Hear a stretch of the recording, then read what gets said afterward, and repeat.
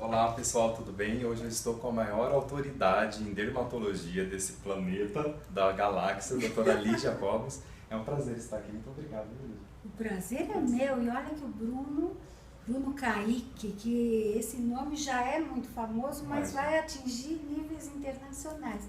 Eu já acompanho há muito tempo, e para mim é emocionante estar com você hoje, Bruno. Obrigado, Lígia. A gente vai bater um papinho com ela hoje e nós vamos ler algumas perguntas de alguns leitores. Fique com a gente.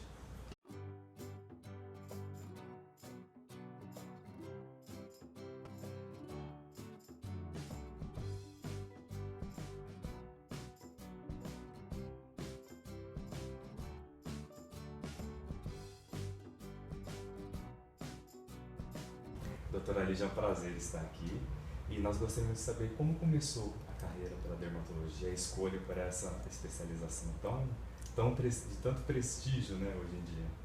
Bom, de fato começou até de uma maneira pitoresca. Eu, quando estava no terceiro ano da faculdade de medicina, me surgiu uma espinha bem aqui no centro do rosto, próximo a uma festa, e eu li numa revista de prestígio, uma revista feminina, que era bom passar iodo, e acabei queimando o rosto com a aplicação.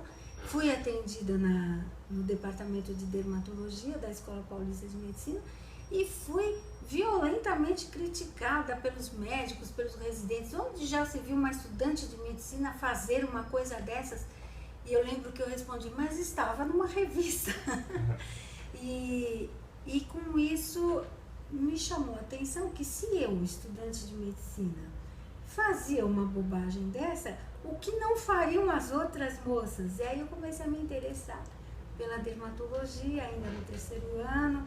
Nós começávamos a entrar mais no departamento mais tarde, né? No quinto ano se aprofundava mais.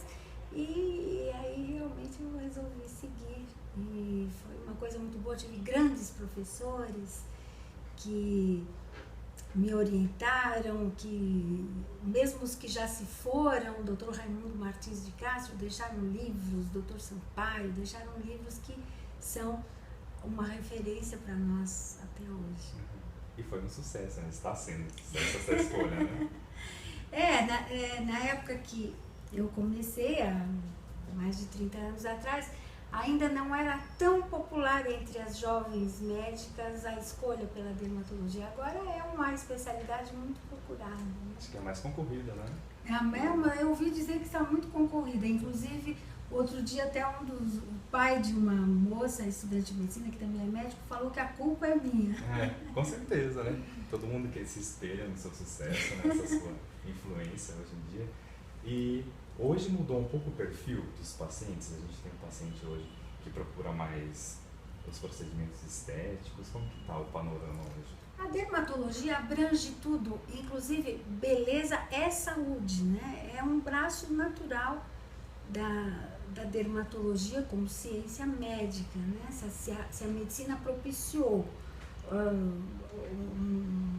a qualidade da vida, ou a longevidade das pessoas, também propicia que esta vida seja vivida com uma aparência de idade indefinida. Então ela não deixa de ser um braço da dermatologia.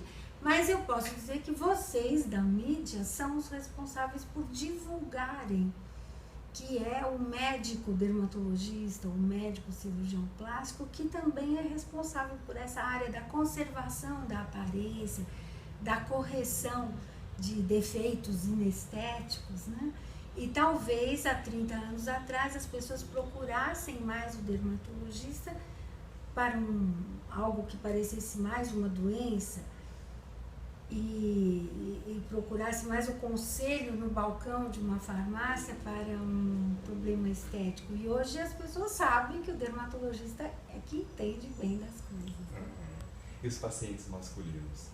Eles estão mais engajados hoje nessa busca também? Os pacientes masculinos sempre foram algo que os dermatologistas gostam muito, porque o homem, pelo menos cosmeticamente ele é mais fiel do que as mulheres. Eles quando gostam, por exemplo, de uma loção após barba, eles usam pelo resto da vida. Se eles gostam do médico ou do barbeiro, eles vão ao mesmo, né? Até que haja alguma decepção, mas de modo geral eles são menos vulneráveis à propaganda, a mudanças de opinião do que as mulheres. Então, o paciente masculino, quando se conquista por muitos anos. Eles são muito inteligentes, muito precisos, muito focados, menos vulneráveis à propaganda. E hoje em dia eles talvez estejam menos inibidos de solicitarem alguma coisa para aparência, simplesmente, né? Os homens sempre foram assíduos frequentadores dos dermatologistas, até por causa da queda de cabelo, que é um problema que aflige a humanidade desde o início da civilização. Mas os avanços propiciaram novas faixas etárias, por exemplo, jovens que procuram os dermatologistas por causa de transpiração excessiva, né? A aplicação de toxina botulínica para isso, numa faixa etária de homens bem jovens, ou a acne, que, enfim, todos sabem que quem deve tratar a acne é o dermatologista, né? Então, aumentou o número de homens, eu imagino, os nossos colegas também, nesses últimos 30 anos, e eles estão menos inibidos de tentarem conservar a sua aparência, até, mas por outros motivos, viu, Bruno? A mulher, ela quer inspirar amor, seja que tipo de amor for.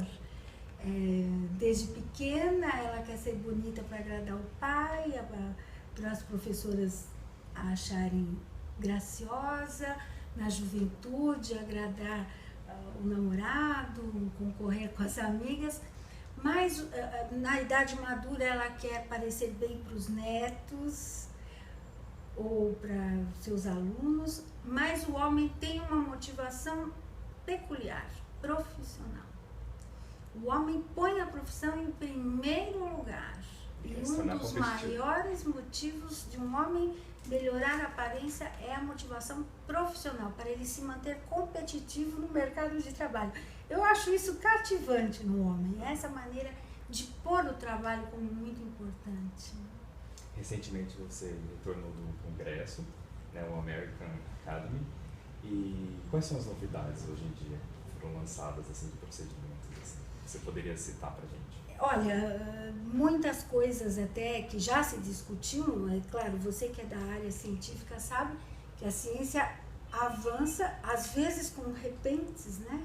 Mas normalmente fruto de muita pesquisa, muita experimentação. Então se firmou bem o tratamento dessa região difícil sob o queixo, que é do acúmulo de gordura, possivelmente até o fim do ano ou começo do ano que vem no Brasil já será aprovado esses produtos injetáveis para diminuir a gordura embaixo do queixo, que é um problema que até agora até se reserva mais para a solução cirúrgica, né? Novos usos de coisas que já existem há muito tempo, então maneiras diferentes de se eliminar estigmas do envelhecimento que não chamavam tanta atenção. Por exemplo, uma perda de gordura que acontece nas laterais da testa e que dá um aspecto mais maduro e que ninguém prestava muito atenção nisso, o arredondamento da testa para se parecer mais com a infância ou com a juventude, são chaves que até então não se falava muito. Novos tratamentos também para as doenças clássicas, como a psoríase, que avançou muito, o vitiligo, as doenças alérgicas tiveram um avanço muito grande, né? Isso tudo está interligado com a própria beleza, porque não é possível a pessoa se sentir bonita tendo um distúrbio de pele que a atormenta, que a impede de socialmente contactar-se e se desenvolver. Os cabelos ainda estão estacionados, né? Uma das coisas que as pessoas perguntam muito, a queda de cabelo genética principalmente, Não houve grandes avanços nessa área, mas uma das coisas que foi muito discutida é tomar cuidado com as fraudes, né? Os tratamentos mirabolantes, inclusive complexos vitamínicos que podem desencadear a queda de cabelo ao invés de melhorar. Então as pessoas têm que ser bem cautelosas, especialmente com esse item, queda de cabelo, que abrange uma grande parte da população. E existem outras coisas. Né? Ah, sim. O Bruno sabe tudo que eu falo. Quando o nome é muito pomposo, Advanced Institute, é para desconfiar. O dermatologista, todo dermatologista é um tricologista. E nem todo tricologista, o que se autoproclame, é um dermatologista. E é o dermatologista que deve tratar a queda de cabelo. Novidades também na área difícil do colo. Envelhecimento do colo pode ser muito precoce, principalmente em cidades à beira-mar, né? Aqui no Brasil, no Rio de Janeiro, tão gostoso, né? Aquela convivência no mar, na praia, mas que cobra o seu tributo no envelhecimento precoce. Moças de 30 anos que já mostram algumas ruguinhas, ou quando dormem de lado, amanhecem com as marcas. Atualmente, os adesivos que conseguem um efeito rápido de melhora, uma coisa até simples, né? Além dos procedimentos um pouco mais sofisticados, como os lasers ou os preenchimentos, simples adesivos que conseguem uma hidratação e uma melhora em poucas horas, né? Para que a mulher possa usar o vestido decotado sem constrangimento, muitas coisas que são animadoras e que não são complicadas, nem muito caras. Isso sempre é sinal de uma evolução, quando não só as coisas mirabolantes se oferecem, né, mas coisas simples que vão fazendo parte das rotinas médicas. E o câncer de pele, cada vez mais crescente hoje, como que a gente pode identificar, fazer um autoexame assim? Será que a gente tem essa capacidade de identificar algo? Tem. E na maioria das vezes as pessoas vêm porque elas mesmas estranharam uma lesão. E até não precisa ser decorar tantos protocolos. Algo que não estava lá e surgiu nos últimos meses e que não se cura, ou que se parece com uma espinha que nunca sara, ou uma mancha escura, preta, ou bem castanha muito escura, que vá tomando contornos diferentes, ou sangue, ou comece a ter alguma sensibilidade, porque uma coisa normal não se sente. Quando se começa a chamar a atenção para alguma coisa, talvez algo esteja errado, né?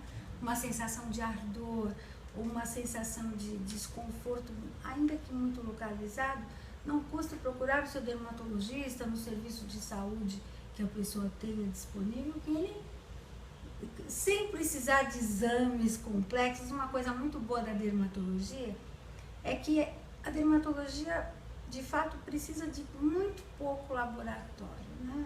O exame clínico é soberano. Então, o dermatologista, com alguns recursos muito simples que ele tem à mão, ele já é capaz de detectar alguma coisa que mereça um procedimento especial. Então, agora, para a gente finalizar, nós vamos fazer umas perguntas de alguns leitores assíduos do blog Coisas de Narciso, né? A primeira pergunta é: como a gente pode fazer para a gente melhorar as nossas olheiras de forma rápida e prática no dia a dia? As olheiras, né? Tanto tempo ficaram estacionadas, né? E de forma prática e rápida, aqui em casa mesmo, é claro que aquelas exigências que todo mundo sabe, se ficar muitas horas sem dormir, cansados, né? Numa noite extenuante de trabalho extra, o trabalho no computador, as olheiras pioram. Mas outra coisa também, porque as olheiras às vezes se compõem não só dos círculos escuros, mas também de um certo inchaço, né? Um aspecto mais congestionado. Quando come-se muito carboidrato, ou se toma bebida alcoólica, isso pode piorar. Uma maneira rápida de melhorar de manhã cedo, naquela visão desanimadora do espelho, e agora começa o tempo mais frio, as olheiras se agravam por causa da vasoconstricção, é ligar a torneira da pia, se houver esse conforto de ter uma água quente, lavar o rosto massageando com uma água moderadamente quente, não muito quente, para não se queimar, né? Também não muito morna, um pouco mais quentinha, massageando para que haja uma vasodilatação. E lava-se o rosto com essa água quente e em poucos minutos já há uma melhora pela irrigação imediata que existe. Aí pode-se até aplicar um hidratante, quem é mais caprichado pode usar aqueles com efeito tensor, um efeito Cinderela, que estica um pouquinho e já está melhor. E aí, é claro, outros truques como os corretivos, né? Os cremes à base de vitamina C ajudam a combater as olheiras e os procedimentos que avançaram muito nessa área, durante muito tempo ficaram estacionados, os lasers, lembro da época do Quantum, mas depois a luz pulsada veio melhorar bem as olheiras e agora, nos últimos anos, principalmente nos últimos 3, 4 anos, os preenchimentos de ácido hialurônico nessa região que cria uma nova camada intermediária entre a pele e aquela rede de vasos, tornando essa região menos transparente para a escuridão dos vasos, né? Isso ajudou muito. Mas esse truque rápido de lavar o rosto de manhã com água quente, ou para ser de manhã ou antes de uma festa, à noite, promove uma vasodilatação, ainda que temporária, mas que já ajuda a reverter o aspecto pálido e abatido das olheiras, né? A vermelhidão da rosácea, existe algum ativo que seja acessível para melhorar essa condição inflamatória? Existem quadros que são basicamente só o aspecto rosado, sem nenhuma outra lesão. Praticamente a pessoa já é assim desde criança, já de pele mais clara, com uma certa labilidade vascular. São aquelas moças que coram a um elogio, hoje em dia é raro, né? As moças que coram. Ou os rapazes que em qualquer situação mais emocionante ou mais constrangedora ficam vermelhas. Esse aspecto eu até não acho feio, não acho inestético, sempre dá um ar bem disposto, mas muita gente se incomoda. E aí, cremes, tanto à base de calmantes, como sulfato de zinco, ou os próprios filtros com um pouco de óxido de zinco e de óxido de titânio, que são levemente esbranquiçados, podem antagonizar essa vermelhidão, e também os com sulfato de zinco e vitamina C podem diminuir essa reação. E existem os medicamentos via oral para os casos em que há um incômodo muito importante. São medicamentos usados até por cardiologistas também, quando a pessoa tem extrasístoles e que pode atenuar. Mas a rosácea que preocupa é a rosácea que vem acompanhada de lesões que se parecem com acne, com pequenas bolinhas, que não é igual a acne com aquela cabecinha de pus flutuante. Parece uma espinha mais interna, mais que não se espreme, normalmente não vem acompanhada de cravos, como num quadro de acne comum. E aí o melhor tratamento é a isotretinoína oral mesmo, né? Conhecido comercialmente como Roacutan, um medicamento que também serve para acne, que tem um efeito ótimo na rosácea também. Tem um leitor, o Luiz Antônio, ele perguntou o seguinte: olá, doutora Lídia, tenho 70 anos e gostaria de melhorar o aspecto da minha pele. Possuo poros dilatados e rugas, o que posso fazer? Inclusive é uma pele ótima de tratar. Homem, nessa faixa etária, uma pele até mais resistente, muitos homens têm esse problema dos poros mais dilatados, que propicia às vezes até um certo crescimento do nariz pela certa oleosidade que existe ao longo dos anos. Algumas comidas mais calóricas ou mesmo bebida alcoólica estimula a produção de secreção sebácea e fica um aspecto mais congestionado no rosto.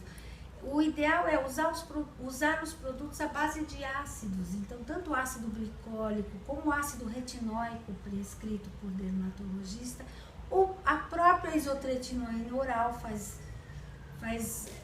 proporciona resultados espetaculares. Nós usamos muito, para eliminar o aspecto de poros dilatados e até diminui os contornos do nariz, porque diminui as glândulas sebáceas. Os peelings também, peelings simples, até feitos por dermatologistas, e produtos prontos, eles sempre devem procurar esses com pH ácido, vitamina C, ácido glicólico, ácido de frutas, AHA, né, os alfa-hidroxiácidos, e o ácido retinóico sob prescrição do dermatologista. Dá uma nova vida, um aspecto mais liso, mais refinado, e inclusive proporciona até um certo esticamento da pele, porque essas glândulas sebáceas que dão esse aspecto de poros mais dilatados, de certa forma congestionam um pouco a aparência, né? E refinando, tudo fica mais esticadinho, né? E os homens ficam muito bonitos aos 70 anos. É uma opinião que você sabe que eu tenho. Sim. E a linha Lígia Cogos de Dermocosméticos, que está sendo um sucesso. Vocês podem conferir na loja da Lígia Cogos. Vou deixar aqui para vocês na descrição. Está sendo um sucesso. Acabou de ser lançado um produto anticelulite que está, né? Todo mundo quer comprar. E de onde surgiu essa ideia de montar essa de linha? fato, eu sou até a consultora, né? São as fórmulas que eu... são fórmulas consagradas aqui no uso da clínica, fórmulas obviamente que podem ser usadas por qualquer pessoa, e eu faço essa consultoria para o Lígia Cogos Dermocosméticos, formulando esses produtos e o que for possível que não seja de uso estritamente médico, que tenha particularidades que somente algumas pessoas possam usar. Então, o Lígia Cogos Dermocosméticos aproveita essa minha consultoria, né?